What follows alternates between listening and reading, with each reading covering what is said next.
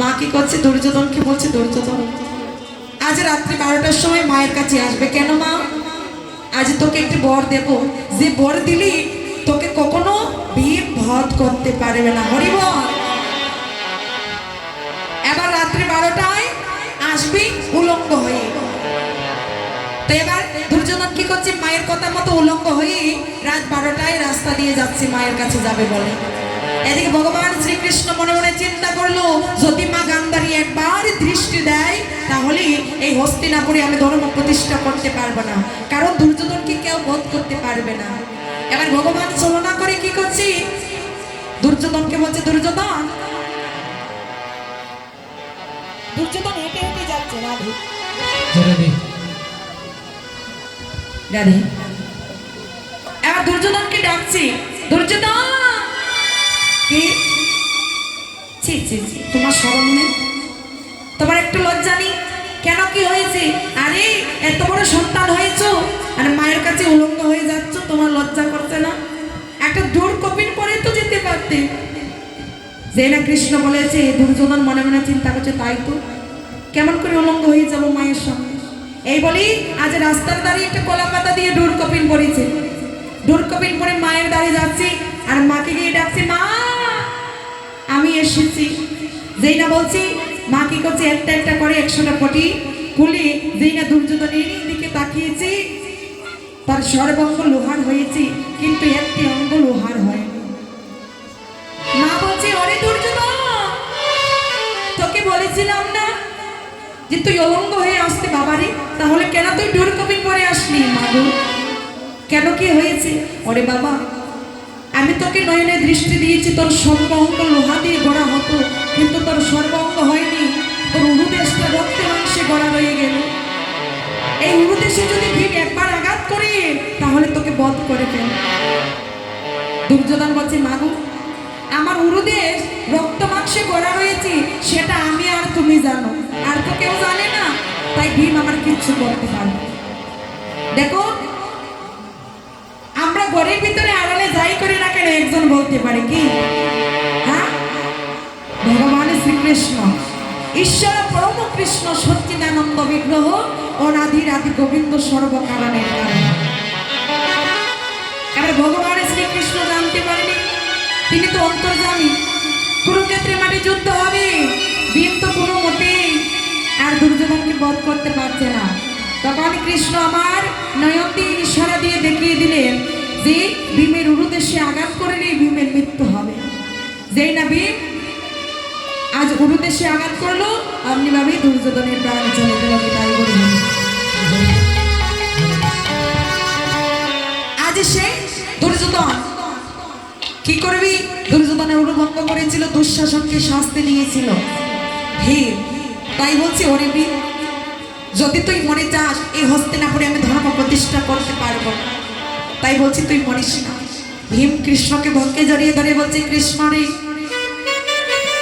আজ আমার মা চেয়েছে তোমাকে দর্শন করতে, তাই তো তোমায় কৃপা করি আমার মাকে দর্শন দিতে হবে।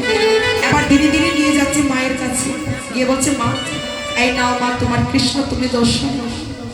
মা নয়নে জলে ভাসছে আর বলছে, কৃষ্ণ রে, আজ আমি মা কুন্তি, আজ তোকে চিনতে পারলাম না, কিন্তু এমন একটা সন্তান আমি গর্বে ধারণ করলাম যে সন্তান কৃষ্ণকে বিশ্বাস করে। আজ মা হয়ে কৃষ্ণকে বিশ্বাস করে না আমরা, কিন্তু তুই তো বিশ্বাস করে না। ওই যে বলে না বাবা, বিশ্বাসে মেলায় কৃষ্ণ তর্কে বহুদূর। এবার যেই না ভীম মাকে দর্শন করিয়েছে, মা কুন্তি নয়নে জলে ভাসছে আর কাঁদছে, বলছে, কৃষ্ণ আজ আমার ছেলে ডেকেছে বলে তুই এসেছিস, আমি তোকে দর্শনে করতে পারলাম। কৃষ্ণ, যেদিন এই দেহ থেকে আমার প্রাণে চলে যাবে, যেদিন আমি পদম দিয়ে তোকে ডাকতে পারবো না, সেদিন কি করে তোকে দর্শন করবো বাবা? তাই বলি, এসেছিস যখন আমি যা চাইবো তুই তাই দেবে তো? ও মা, তুমি চাইবে আর তোমায় না দেবো তা কি করে হইব? একবার চেয়ে দেখো। মা কি করছে, আঁচল পেতে কৃষ্ণকে বলছে, কৃষ্ণ কৃপা করে যখন এসেছিস বাবা, তাই বলি কৃপা করে করুণা করে একটু চরণে ধুলি দিয়ে যা। যে ধুলি দিয়ে আমি ভব নদী পার হব, যে ধুলি হবে আমার ভব নদীর পারের করেই তাই গৌর হরি বল হরি। তাই আজ মা কি করছি, কৃষ্ণকে জোর হাত করে নয়নে জলে বেশি বেশি বলছি, কৃষ্ণ দে দে আমার চরণ দুলি দে রে, ও কৃষ্ণ দে দে আমার চরণের দলি দে রে, কৃষ্ণ দে দে আমার চরণ ধুলি দে, ও কৃষ্ণ দে দে আমার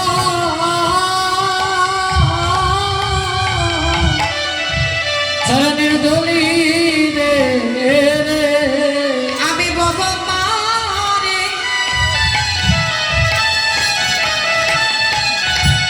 বাবা মায়ের সম্মান করি রে,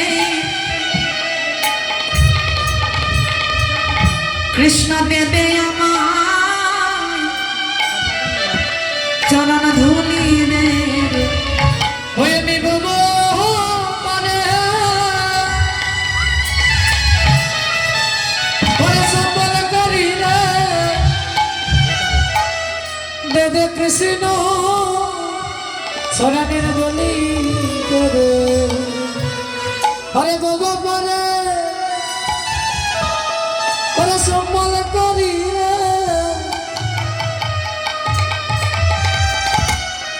হরে দে দে কৃষ্ণ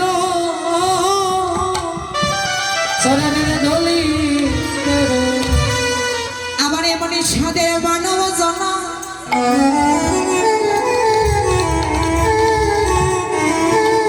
আরে হয় কি না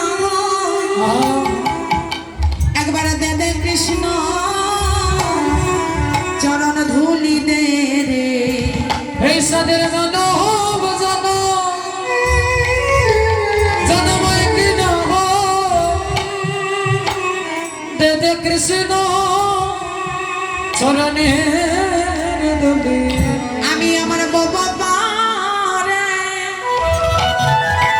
সম্মান করি, কৃষ্ণ দে দে আমায় চরণ ধুলি, ওরে বাবা পারে সম্বল করি রে,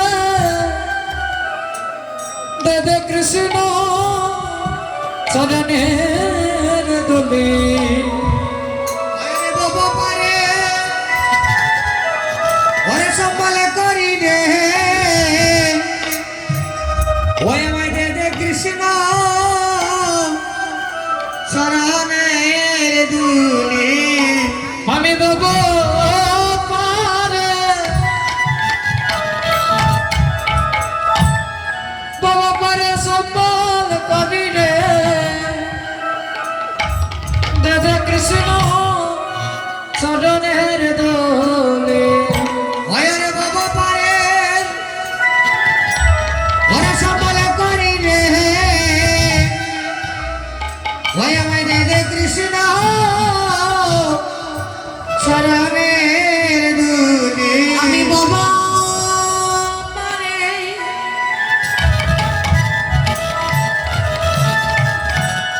সম্মান করি রে, কৃষ্ণ দে দে আমায় চরণ ধুলি দে রে, ওই আমি বাবা পারে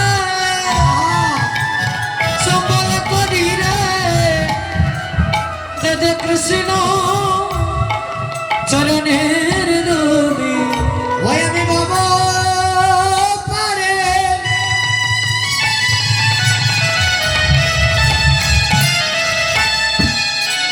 ওরে সম্মান করি রে, ওই আমায় দে দে কৃষ্ণ চরণের ধুলি, আমি বাবা পারে সম্মান করি দে দে কৃষ্ণ চরণের ধুলি, বাবা পারে সম্বল করি দে দে কৃষ্ণ চরণের দলি, আমি বাবা পারে সম্মান করি দে দে কৃষ্ণ চরণ ধুলি,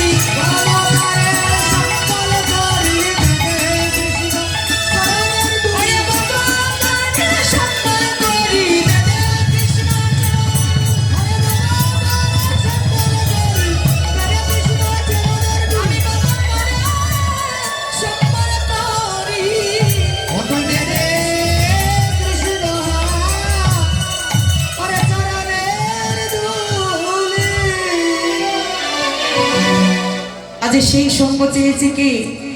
আজ সুবল। সুবল আলারে মনে মনে দাঁড়িয়ে ভাবছি কৃষ্ণরে আজ কৃষ্ণ সঙ্গ পাবো, হারলে ভালো জিতলেও ভালো, কারণ তোর মতো ভাইয়ের সঙ্গ তো পাবো। এই বলে কি করছি, সুবল আমার দূরে দাঁড়িয়ে আছে। এবার বলরাম এসে বলছে কানাই আর বিলম্ব করিস না, শীঘ্র করে যে খেলা খেলবে সে খেলাটা শুরু করে দাও। এবার বৃন্দাবনে কেমন করে গেছে, কেহ হাতে গোড়া হাই রাকালি রাকালি বল আইরে কে হই আপনি গোনা হই রাকালে রাকালে আইরে কে হাতি গোনা হই রাকালে রাকালে এইভাবে খেলায় আর দিলাম, এইভাবে লয়া রাখিলা গো আরে এইভাবে খেলায় আর দিলাম। আইরে এইভাবে লয়া রাখিলা গো আজ বৃন্দাবনে হাতি গোড়া হই একজন আরেকজনের কাঁধে চড়ছে আর খেলছে। সুবল দাঁড়িয়েছিল দূরে, কানাই আমার ডাকছে এই সুবল। না সুবল বলে ডাকলো, সুবল আমার হাসছে আর বলছে কানাই কি হয়েছে?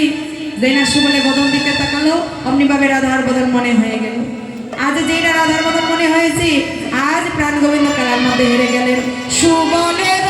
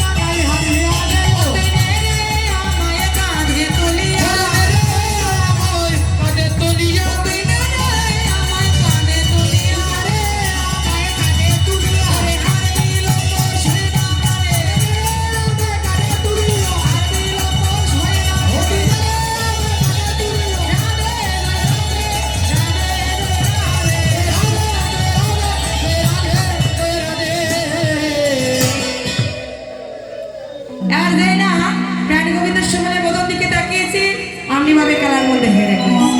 এবার শ্রীরাম সুদাম ধাই আসছে, এই কানাই বলি খেলা করার আগে পণ রেখেছিলি, হ্যাঁ, আর আমরা ভেবেছিলাম